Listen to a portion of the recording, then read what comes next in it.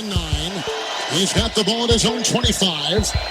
Sits in the secondary. Shotgun snap, drops back 5, winds up, hit the ball, short free. It rolls, it's loose, it's down, it's fumbled, it's being picked up on the play by Ward. The underdog, Denver Broncos, have defeated the Carolina Panthers.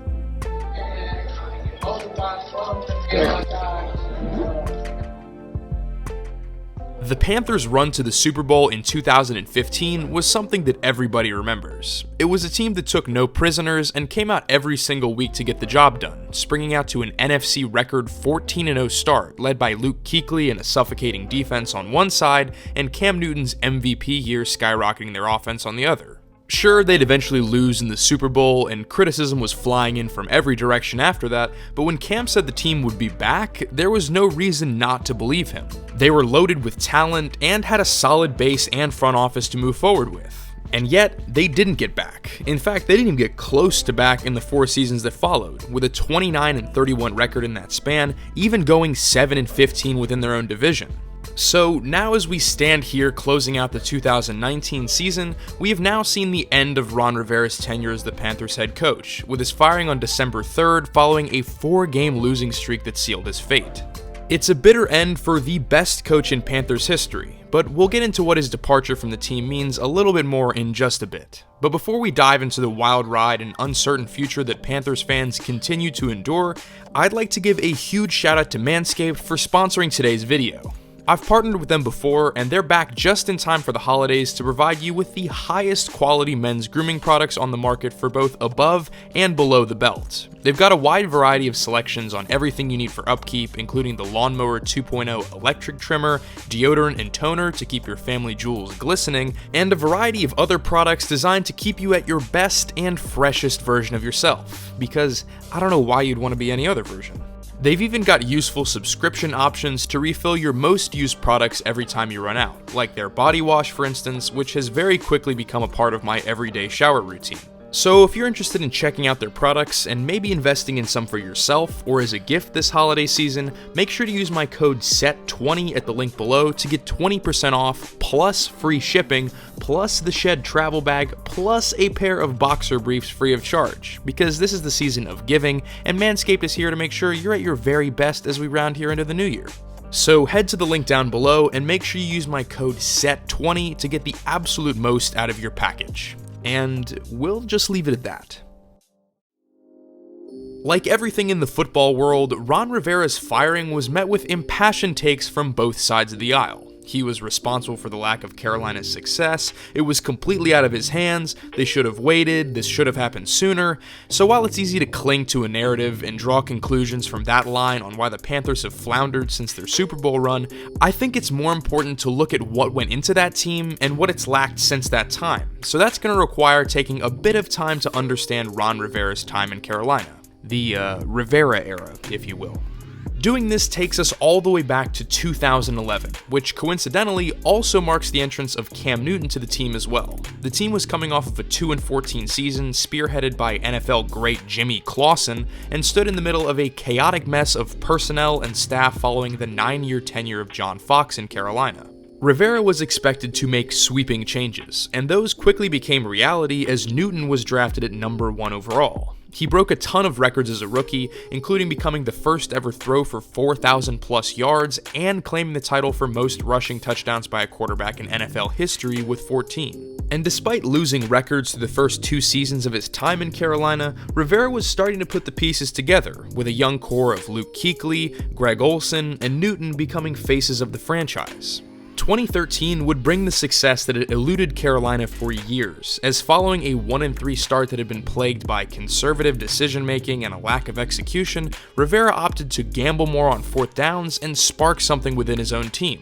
It earned him the nickname Riverboat Ron along the way, and it worked, winning 8 straight en route to a 12-4 record and NFC South title before an eventual exit in the playoffs. But that season in 2013 really proved what Carolina was capable of, not just because of its core of players, but because of the leadership of its head coach. 2014 would tell a similar story. Slow start, strong finish, with the Panthers winning 4 straight to close out the year an unremarkable 7-8-1. but that was enough to edge out the division and even earn a spot in the playoffs, where they'd get their first win since 2005. The team had overcome an injury to their quarterback, sweeping changes to the roster overall, and built a culture that could power through any obstacle after that. So when 2015 rolled around and the Panthers jumped out to a 14-0 start, becoming only one of 4 teams in NFL history to do so, no one in their locker room was surprised at them actually hitting their potential. Rivera's defense was suffocating, finishing 6th in total defense and boasting 4 All-Pros, but their impressive effort was only half the formula for dominance as they ran up the score on every team in the NFL. The Panthers' offense, which is really better referred to as Cam Newton's offense in this case, became a national phenomenon. Not only for their 31.2 points per game leading the league, but for the undeniable electricity and swagger Newton brought onto the field en route to being awarded the league MVP, with enthusiasm that fans loved and defenses conversely hated. I heard somebody say, we're not going to allow you to do that. But I'm a firm believer, if you don't like me to do it, then don't let me in. It truly was a dream season in every sense of the word, earning Rivera his 2nd award as Coach of the Year for the team's quick turnaround, which makes its ending all the more bitter as the Panthers would fall short in the Super Bowl, of course with no shortage of criticism for their quarterback following suit. Since that heartbreak, the team has never reached that balance of confidence on both sides of the ball since. The Super Bowl hangover was absolutely real, going 6-10 in extremely disappointing fashion the following season and becoming the first team in history to miss the playoffs following a Super Bowl berth. Uncharacteristically, they became plagued by breakdowns on defense, and the loss of their cornerstone didn't help that, not to mention a general lack of the conviction that they'd had a season earlier. 2017 would again see them bounce right back to 11-5, fresh with new talent like Christian McCaffrey and the return of Julius Peppers back home, and Carolina earned their 3rd playoff appearance in 4 years despite yet another first-round exit to end the year.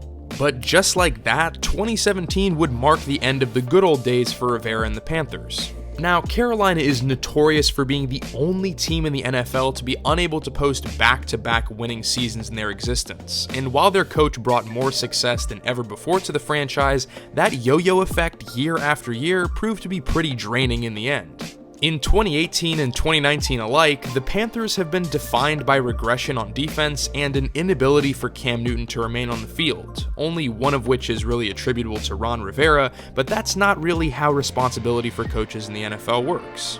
So, if we're talking responsibility, is it his fault for the decline of the Panthers? Is he a scapegoat? Or is he a necessary sacrifice to build a new regime under new ownership? Well, to really find the answer, let's see why the team has been unable to find the dominance and consistency that Rivera used to carry them to Super Bowl 50 in the first place.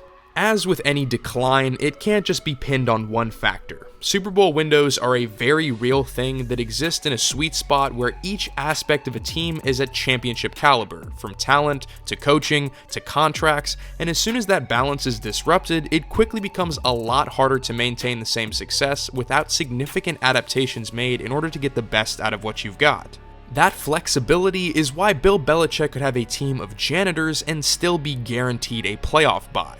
But in the case of the Panthers, too many obstacles created too much negative momentum to reverse, especially after the monumental high the franchise had just reached. Between major issues in 2016, like GM Dave Gettleman watching a shutdown secondary evaporate before his eyes, injuries to integral players like Luke Kuechly, or a car accident involving your franchise quarterback, the team was unrecognizable from the one that blew out all of their competition the year prior. But while there were a myriad of issues that appeared, that isn't to say there weren't any problems when everything was sailing smoothly as well.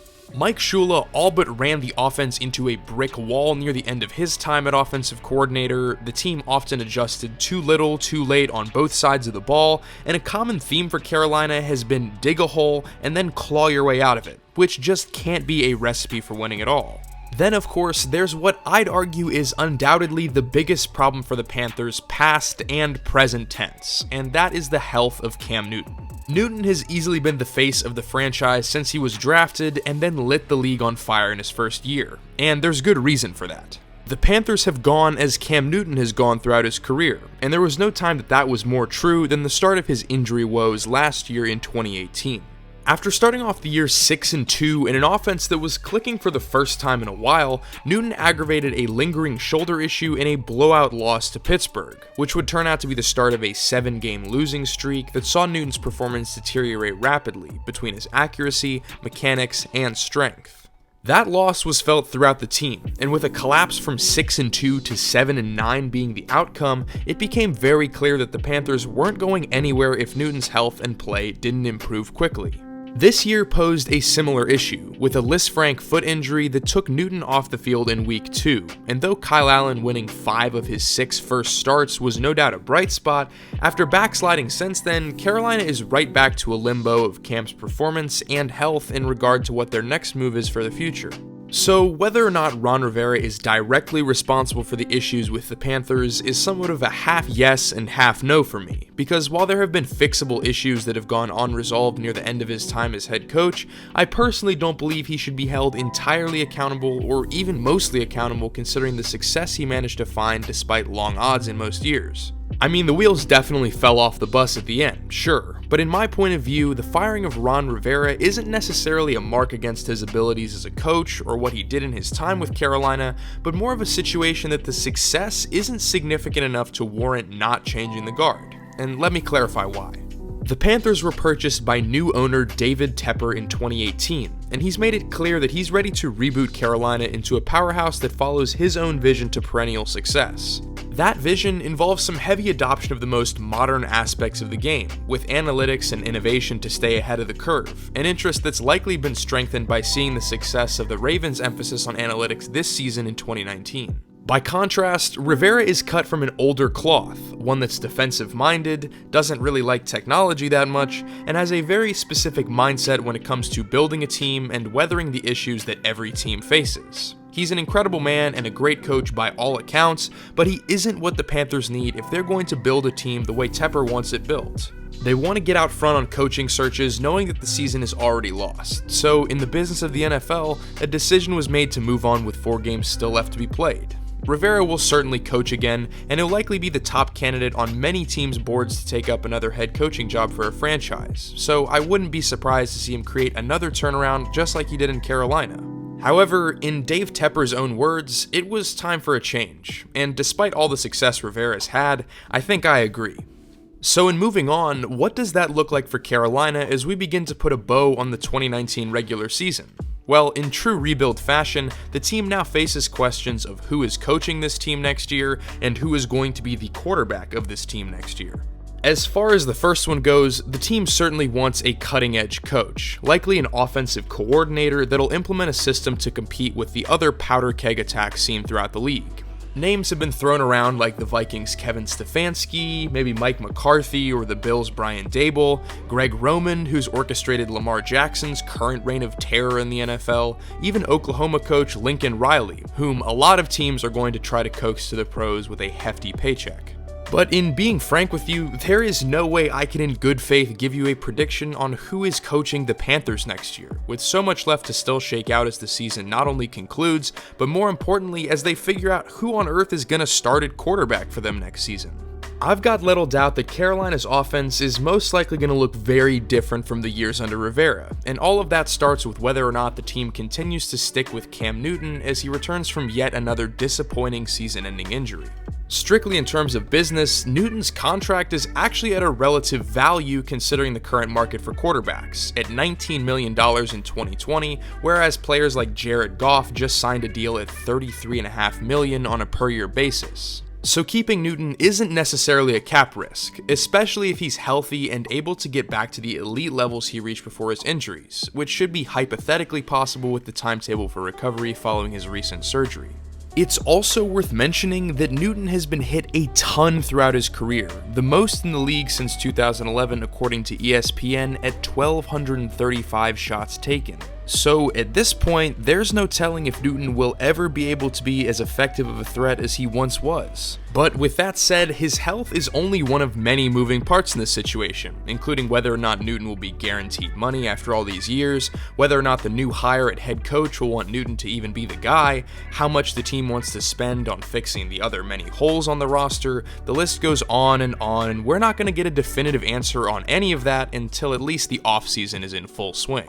So, if this is the end full stop for both Ron Rivera and Cam Newton's time as Carolina Panthers, there's no doubt that it's a bittersweet reminder of how close the team was to reaching the top of the mountain, and possibly a strong statement by a new owner to shut the current Super Bowl window before it collapses in on itself even further.